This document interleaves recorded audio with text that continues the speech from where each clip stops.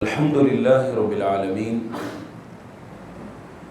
والعاقبة للمتقين والصلاة والسلام على سيد الأنبياء والمرسلين أما بعد ذکر الخیاط درزی کا تذکرہ عن انس بن مالک رضی اللہ عنہ قال سیدنا انس بن مالک رضی اللہ تعالی عنہ سے مروی ہے ان خیاطا دعا رسول اللہ صلی اللہ علیہ وسلم لطعام صنعہ کہ ایک درزی نے رسول اللہ صلی اللہ علیہ وسلم کے لیے کھانا تیار کیا اور تناول فرمانے کی دعوت دی۔ قال انس بن مالک رضی اللہ عنہ، حضرت انس بیان کرتے ہیں فذهبت مع رسول اللہ صلی اللہ علیہ وسلم الى ذلك الطعام، میں بھی رسول اللہ صلی اللہ علیہ وسلم کے ہاں اس دعوت میں گیا۔ فقرب الى رسول اللہ صلی اللہ علیہ وسلم خبزا ومرقا، اس نے درزی نے رسول اللہ صلی اللہ علیہ وسلم کے سامنے روٹی اور شوربہ رکھا، اس شوربے کے اندر فیہ دباء وقدید، اس میں کدو تھا اور سوکھا گوشت تھا۔ فرأیت النبی صلی اللہ علیہ وسلم یتتبع الدباء من حوال القصعۃ، میں نے نبی کریم صلی اللہ علیہ وسلم کو پیالے کے ادھر ادھر سے کدو کو ڈھونڈتے دیکھا، کیا وہ تلاش کر رہے ہوں؟ بس کا جب ہم پکاتے ہیں کچھ حصہ اس کا سالم رہ جاتا ہے، تو آپ صلی اللہ علیہ وسلم اس کو تلاش فرما رہے تھے۔ قال حضرت انس بیان کرتے ہیں فلم ازل محب الدباء من یومئذ، اس دن سے میں بھی کدو کو بہت پسند کرتا ہوں۔ یہ ہے ایک مومن کی محبت اللہ کے رسول صلی اللہ علیہ وسلم سے، کہ جو آپ صلی اللہ علیہ وسلم کو پسند ہے، ایک مومن کی پسند بھی وہی ہے۔ جو رسول اللہ صلی اللہ علیہ وسلم کو ناپسند ہے، ایک مومن کو بھی وہ چیز ناپسند ہے۔ اس کی حکمت کیا ہے؟ ہم اس کے متلاشی نہیں، مل جائے تو بہت اچھی بات ہے، نہ ملے تو اس کے متلاشی نہیں۔ اب یہ دیکھیے کہ ایک مومن ہونے کی حیثیت سے رسول اللہ صلی اللہ علیہ وسلم کن چیزوں کو پسند فرماتے تھے، اور کیا ہماری پسند اس پسند کے موافق ہے؟ اور میں نے ایک واقعہ ذکر کیا تھا نا سیدنا عبداللہ بن عمر رضی اللہ تعالیٰ عنہ کا، کہ حج پہ جا رہے تھے، غلام ان کا ساتھ تھا، ایک جگہ پر ویسے بیٹھے اور بیٹھ کے اٹھ کے آ گئے۔ غلام نے کہا جی آپ یہاں پہ کیوں بیٹھے ہیں، کوئی حج کا حصہ ہے؟ کہا نہیں، میں نے رسول اللہ صلی اللہ علیہ وسلم کے ساتھ حج کیا تھا، آپ یہاں پہ قضائے حاجت کے لیے آئے تھے، تو میں نے سوچا کہ میں جا کے اس کے اوپر پہ عمل کر لوں، اگرچہ وہ حج کا حصہ نہیں ہے، لیکن کیونکہ رسول اللہ صلی اللہ علیہ وسلم بیٹھے تھے اس لیے میں بھی بیٹھ آیا۔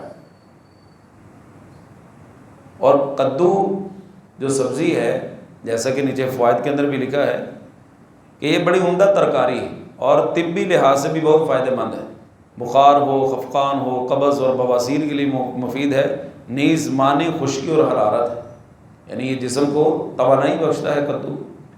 اور یہ چیز بڑی عجیب ہے کہ قدرتی جو چیزیں ہیں، قدرتی فطرتی جو غذائیں ہیں، یہ انسان کو صحیح معنوں میں توانا رکھتی ہیں اور اس کی زندگی کا نظام صحیح چلاتی ہیں۔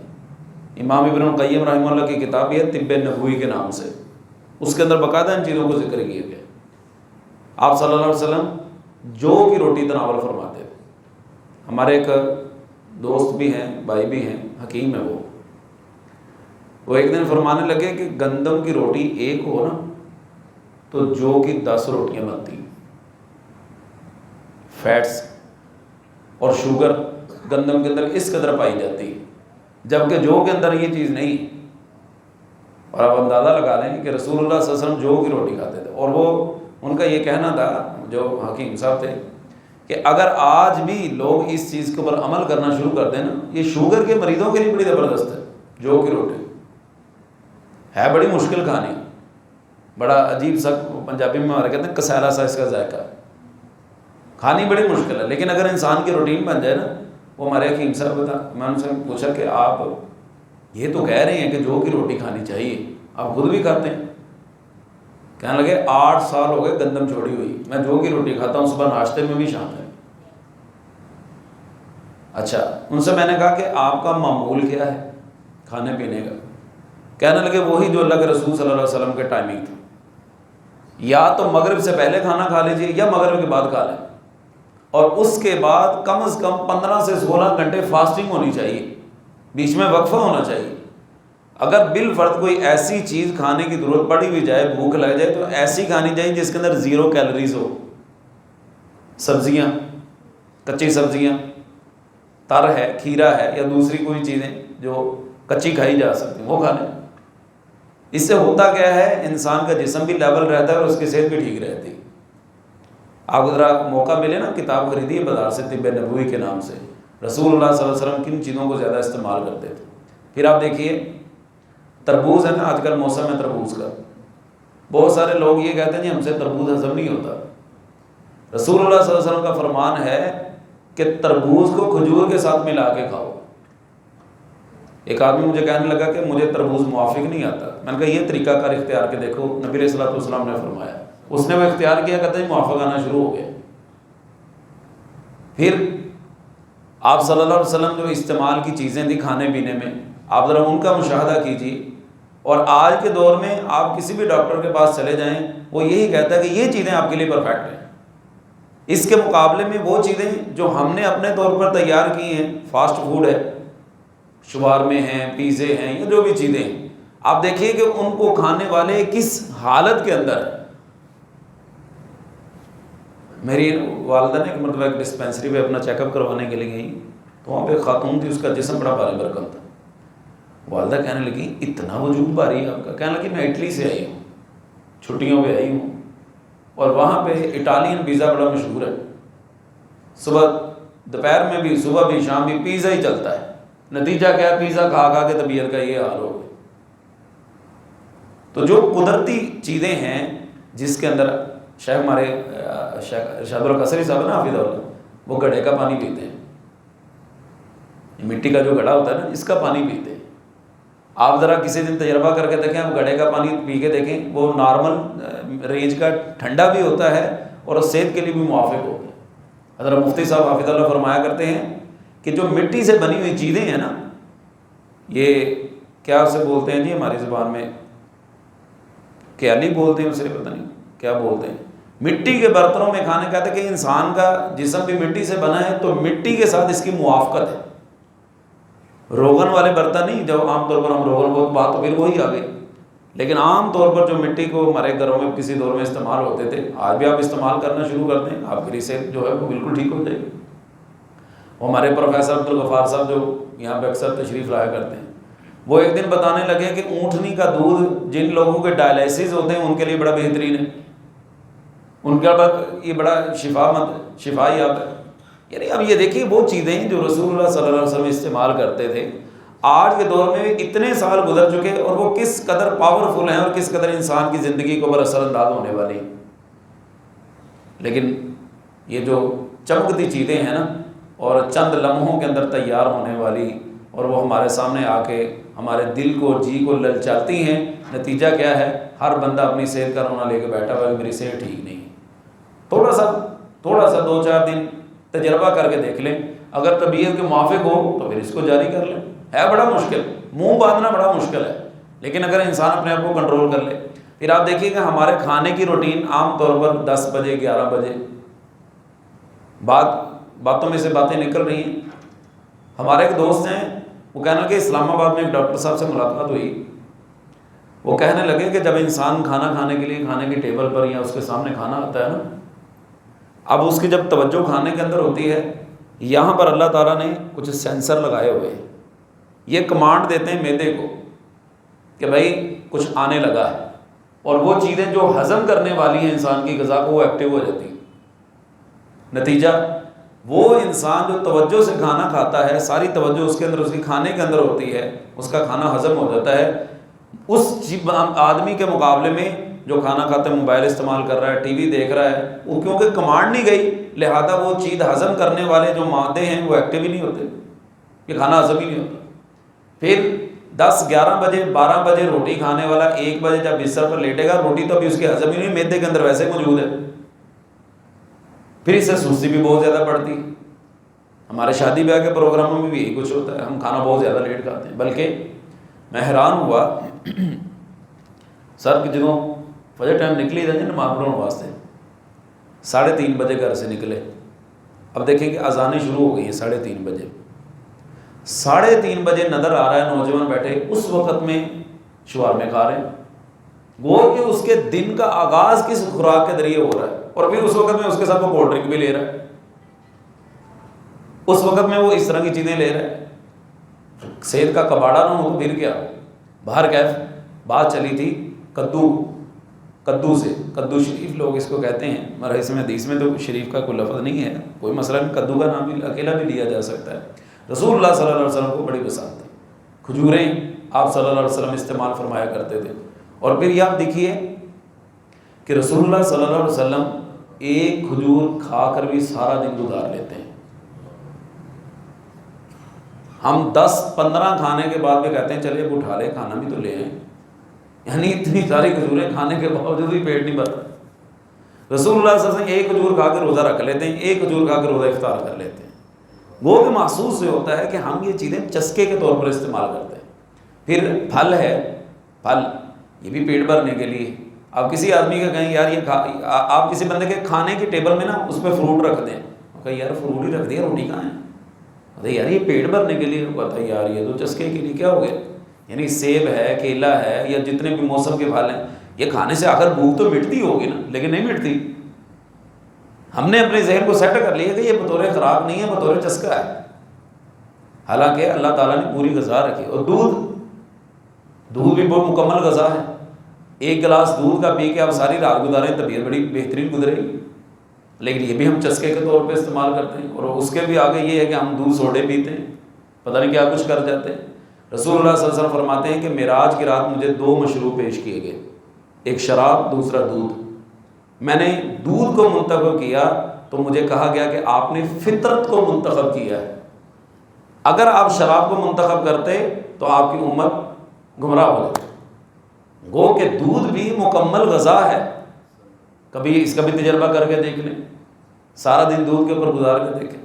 لوگ کہتے ہیں جی ہم نے تو چائے کے اوپر سارا دن گزار لیا، حالانکہ چائے کے اندر نکوٹین یا دوسری چیزیں، تو کم از کم آپ دودھ کے اوپر تجربہ کر کے دیکھیں، صحت کے لیے فائدہ مند بھی ہے، لیکن ہم نے وہ کام کرنا نہیں ہے جو ہماری صحت کے لیے اچھا ہو، اس وقت کرتے ہیں۔ وہ شاید آپ نے ہی بتایا تھا کہ جی صبح کے ٹائم لوگ جو سیر کرنے جاتے ہیں ان میں سے 90% وہ ہوتے ہیں جن کو ڈاکٹر نے کہا ہوتا ہے کہ آپ نے سیر کرنی، اپنے طور پہ کوئی نہیں جاتا۔ جس کو ڈاکٹر نے کہا، اگر وہ بندہ اسموکنگ کرتا ہے، اس کو ہارٹ کا مسئلہ بن گیا تو وہ اس وقت چھوڑتا ہے جب ڈاکٹر کہتا ہے جی آپ کے لیے بڑا خطرناک ہے۔ بلکہ ایک لطیفہ ہوا، ایک آدمی ایک صاحب علم کے پاس گیا، وہ خطیب صاحب کو دکھا رہا ہے، کہتا جی یہ دیکھیں میرا نا دل کا 80% حصہ جو ہے نا وہ ڈیمیج ہو چکا ہے، اور ڈاکٹر نے مجھے کہا کہ آپ نے اسموکنگ نہیں کرنی، اور ساتھ میں ان کے پاس بیٹھ کے سگریٹ لگائی ہوئی ہے، سگریٹ پی رہا ہے اور ساتھ میں اپنی رپورٹیں دکھا رہا ہے۔ کہتا بس وہ یار کہتے تمہاری سگریٹ سے تو پہلا بیڑا گرک ہوا ہے، یہ تم کیا کر رہے، بس یہ کیا کریں جی، کہتا چھوٹتی نہیں۔ یعنی بعض لوگ ایسے بھی ہیں کہ اس سٹیج پر پہنچنے کے باوجود وہ ہار ماننے کے لیے تیار نہیں۔ بہرکیف انسان کی اپنی صحت ہے جو اس کے اپنے ہاتھ میں اختیار ہے، وہ اس کو اچھی کی طرف لے جائے، اس کو بہتری کی طرف لے جائے، یا اس کو خرابی کی طرف لے جائے، یا اس کے اوپر منحصر۔ بعد میں آپ دیکھیں کہ پیٹ کی درد شروع ہو جائے نا، وہ نہیں برداشت ہوتی، سینے میں جلن شروع ہو جائے وہ نہیں برداشت ہوتی۔ اللہ نہ کرے، اللہ نہ کرے یہ ساری بیماریاں اکٹھی ہو گئی انسان کو لاحق ہو جائے، کہاں جانا ہے؟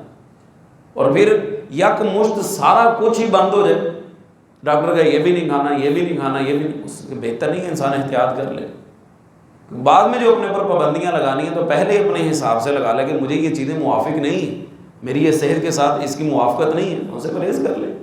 پھر کھانے پینے میں اعتدال سے کام لے، آپ تجربہ کر کے دیکھ لیں، آپ اعتدال سے کام لیں گے، آپ کی طبیعت پھول جیسی نرم ہو جائے گی، آپ تکالیف سے پریشانیوں سے نکل جائیں گے۔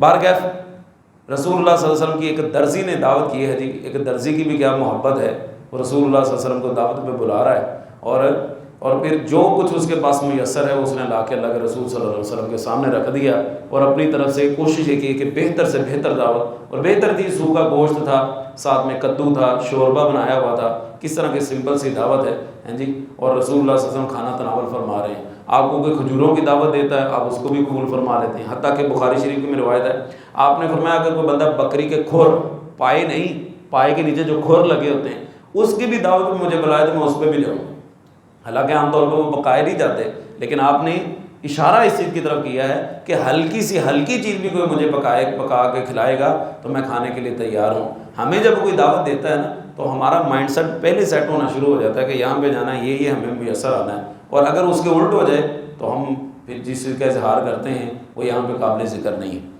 اچھا جی، اگلی حدیث ہے شراء الدواب والحمیر، جانوروں اور گدھوں کی خرید و فروخت۔ حدیث بڑی زبردست ہے۔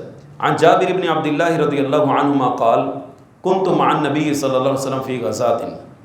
حضرت جابر بن عبداللہ رضی اللہ تعالیٰ عنہ بیان کرتے ہیں کہ میں کسی جہاد میں نبی کریم صلی اللہ علیہ وسلم کے ساتھ تھا، فأبطأ بی جملی وأعیا، میرے اونٹ نے چلنے میں سستی کی اور تھک گیا، فأتى علی النبی صلی اللہ علیہ وسلم، میرے پاس رسول اللہ صلی اللہ علیہ وسلم تشریف لائے، فقال جابر ہو، فقلت نعم، عرض کیا جی، قال ما شأنک، کیا معاملہ ہے بھائی، کیوں پریشان لگ رہے ہو، قلت ابطأ علی جملی وأعیا فتخلفت، میرا اونٹ چلنے میں سستی کرتا تھک بھی گیا اس لیے میں پیچھے رہ گیا ہوں۔ فنزل، آپ صلی اللہ علیہ وسلم اترے، یحجنہ بمحجنہ، آپ نے اسے اپنی لاٹھی سے مار کر فرمایا ارکب، اب سب اس کے اوپر سوار ہو جاؤ، فرکبت، میں اس پہ بیٹھ گیا، فلقد رأیتہ اکفہ عن رسول اللہ صلی اللہ علیہ وسلم، کہتے ہیں اونٹ ایسا تیز ہو گیا کہ میں اسے رسول اللہ صلی اللہ علیہ وسلم کے برابر ہونے سے روکتا تھا، مریل چال چل رہا ہے، رسول اللہ صلی اللہ علیہ وسلم سے چھڑی سے مارا ہے، اب اس کی دوڑ اتنی تیز ہو گئی ہے کہ وہ رسول اللہ صلی اللہ علیہ وسلم کے برابر ہو کر اسے بھی آگے نکلنے کی کوشش کر رہا ہے۔ قال تزوجتا، اونٹ بڑی اب تیز دوڑا رہے ہو، شادی تو نہیں کر لی؟ کمال، یقین جانیے کمال ہے، آپ ذرا اندازہ کریں، چال سے آپ صلی اللہ علیہ وسلم نے پتہ لگا لیا اور بتا دیا کہ تم نے شادی تو نہیں کر لی، تیری چال ڈال بتا رہی ہے کہ تم نے شادی کی ہوئی۔ قلت نعم، جی ہاں میں نے شادی کی ہے۔ قال بکرا ام سیبہ، کنواری ہے یا شادی شدہ ہے پہلے سے، مطلب کہ وہ متعلقہ ہے یا بیوہ ہے، سیبہ عربی کے اندر کہتے ہیں متعلقہ کو یا بیوہ کو۔ قلت بل سیبہ، کہا جی نہیں وہ سیبہ ہے یعنی بیوہ عورت ہے۔ قال افلا جاریۃ تلاعبها، تو نے کنواری لڑکے کے ساتھ شادی کیوں نہ کی، تم اس سے دل لگی کرتے، وہ تم سے خوش طبعی سے پیش آتی۔ قلت ان لی اخوات، کہا جی میری چھوٹی چھوٹی بہنیں ہیں، آپ کو پتہ ہے میرے والد عبداللہ احد کے میدان میں شہید ہو گئے۔ فاحببت ان اتزوج امرأة تجمعهن وتمشطهن، میں نے عرض کیا کہ میری بہنیں ہیں اس لیے میں نے ایک ایسی عورت سے نکاح کرنا چاہا جو ان کو اکٹھا کرے، ان کی کنگھی کرے اور ان کی خبر گیری بھی کرے۔ اللہ اکبر کبیرہ۔ آپ آج کے دور کے اندر کوئی شاد و نادر مثالیں نظر آتی ہوں گی کہ لڑکا کنوارا ہو اور لڑکی متعلقہ یا بیوہ ہو۔ ہمارے ہاں منگنی ٹوٹ جائے تو دوبارہ رشتہ نہیں ہوتا جلدی، چہ جائے کہ متعلقہ ہو یا بیوہ ہو، بہت کم چانس نظر آتے ہیں، ورنہ اللہ معاف فرمائے رشتوں کے متعلق میں ہم نے جتنی دیواریں کھڑی کر دی ہیں، برادری کی قید، سٹیٹس کی قید، فلاں فلاں فلاں چیزیں ہیں، وہ اتنا ایسا ہو، وہ ایسے ہو، حتیٰ کہ بعض لوگوں نے بتایا کہ لوگ رشتہ دیکھنے جاتے ہیں جس طرح منڈیوں کے اندر جانوروں کو چلا کے دیکھا جاتا ہے نا، اس طرح انسانوں کو چلا کے دیکھتے ہیں کہ لنگڑا تو نہیں ہے، لنگڑی تو نہیں ہے، فلاں محلہ نہ ہو، فلاں علاقہ نہ ہو، فلاں چیز کا کاروبار نہ کرتا ہو، یہ نہ کرتا ہو، وہ نہ کرتا ہو، اللہ نہ کرے، اللہ معاف فرمائے، حرام کماتا ہو وہ ٹھیک ہے، جو آدمی محنت مزدوری کرنے والا ہے حلال کی کمائے گا، کل کو آپ کی بیٹی کو حلال کھلا دے گا، اس سے بڑی اور کیا چیز چاہیے؟ مکان کرائے کا نہیں ہونا چاہیے، اپنا ہونا چاہیے، وہ اپنا شو کروا کے بعد میں آپ کا بھی لے جائے وہ ٹھیک ہے۔ یعنی جو معیار اللہ کے رسول صلی اللہ علیہ وسلم نے ہمیں دیا تھا اس کو ہم نے ثانوی حیثیت بھی نہیں دی، چہ جائے کہ اس کو فرنٹ پہ لے کے آئیں۔ آپ صلی اللہ علیہ وسلم کا فرمان ہے تمہارے پاس ایسا رشتہ آ جائے جس کے اخلاق کے بارے میں تم راضی ہو، اس کے دین کے بارے میں تمہیں تسلی ہے۔ نہ یہاں پہ آپ صلی اللہ علیہ وسلم نے اسٹیٹس کا ذکر کیا ہے، نہ یہ کہا ہے کہ مکان دیکھو کرائے کا کہ اپنا ہے، نہ کاروبار کا کہا یہ دیکھو یہ ہے، جس کے اخلاق کے بارے میں تم راضی ہو تزوجوا، وہاں پہ شادی کر دو، وَإِلَّا تَفْعَلُوهُ تَكُنْ فِتْنَةٌ فِي الْأَرْضِ وَفَسَادٌ عَرِيضٌ۔ اگر تم ایسا نہیں کرو گے معاشرے کے اندر فساد ایسا پھیلے گا جو پھیلتا ہی چلا جائے گا، پھیلتا ہی چلا جائے گا۔ اب ہم اپنی ترجیحات دیکھ لیں کہ ہماری ترجیحات کیا ہے، ہم کہاں کھڑے ہیں۔ میں حیران ہوتا ہوں لوگوں کے باتوں کے اوپر۔ اللہ کے رسول صلی اللہ علیہ وسلم کی حدیث سنائی، یعنی ایک آدمی، اس کو میں نے اس حوالے سے کہا کہ کہنا کہ جی فلان جگہ ہمیں رشتہ کرنا ہے، تو میں نے کہا دین کے بارے میں، کہتا جی دین تو ٹھیک ہے لیکن وہ جی ان کا مکان کرائے کا ہے۔ یہ اللہ کے رسول صلی اللہ علیہ وسلم کی حدیث تمہیں سنا رہا ہوں کہ آپ صلی اللہ علیہ وسلم نے یہ فرمایا، اس کا دین دیکھو۔ وہ بات آپ کی ٹھیک ہے جی، لیکن جو ہے نا وہ لیکن جو ہے نا جی وہ لیکن اللہ کے رسول صلی اللہ علیہ وسلم کی حدیث سننے کے بعد بھی اگر لیکن کا لفظ آ رہا ہے، اس کا مطلب یہ ہے کہ ہمیں اللہ کے رسول صلی اللہ علیہ وسلم کے فرمان کے اوپر صحیح معنوں میں یقین نہیں ہے۔ معذرت کے ساتھ محبت ہے، مانتے ہیں، لیکن یقین نہیں ہے، اسی لیے تو لیکن کا بیچ میں بہرو آ رہا ہے۔ کیا آپ کو اللہ کے رسول صلی اللہ علیہ وسلم کے اوپر یقین نہیں، آپ کے فرامین کے اوپر یقین نہیں کہ جو اللہ کے رسول صلی اللہ علیہ وسلم فرما رہے ہیں اس کے اندر کسی قسم کی کوئی کمی کوتاہی ہو سکتی؟ عجیب لوگ ہیں، عجیب روش کے اوپر چل پڑے، عجیب ہم اپنے بڑوں کے بارے میں سنا ہے، وہ جاتے تھے کسی جگہ کسی کا رشتہ دیکھنے کے لیے، یہ پانی سادہ آگے رکھا ہے جی گھر والوں نے، اگر پی لیا تو سمجھ گئے کہ یہ رشتہ پسند آ گیا ہے، نہ پیا تو یہ رکھ کے آگے سمجھ لگے کہ انہیں پسند نہیں آیا۔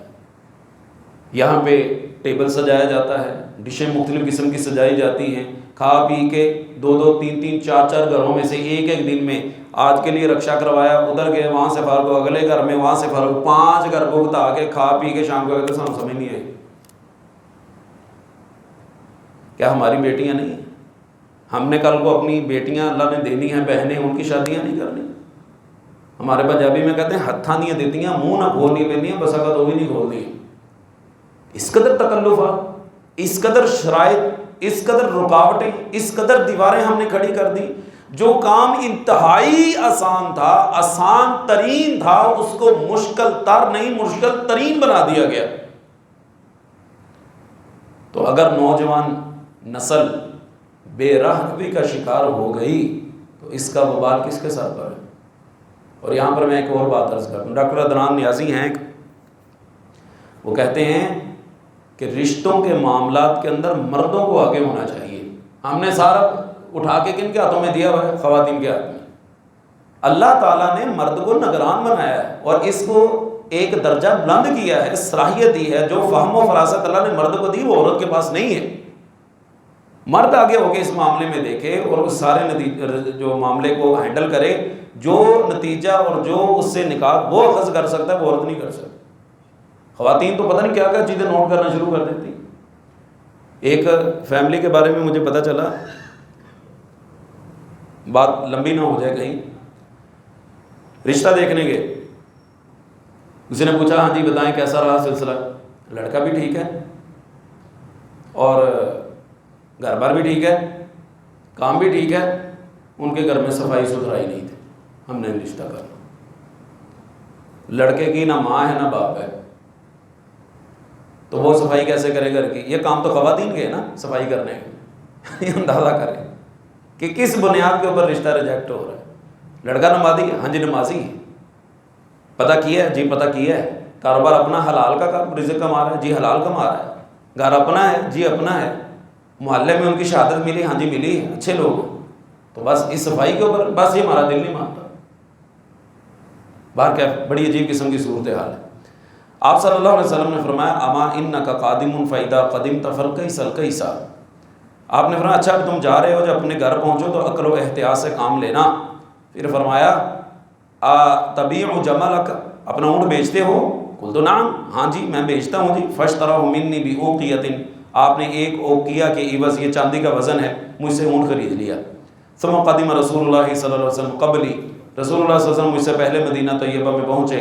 وقدمت بالغداء، اور میں صبح کو پہنچا۔ فجئنا الی المسجد، میں مسجد میں آیا۔ فوجدته علی باب المسجد، میں مسجد کے دروازے پر تھا۔ قال الآن قدمت، ابھی آئے ہو؟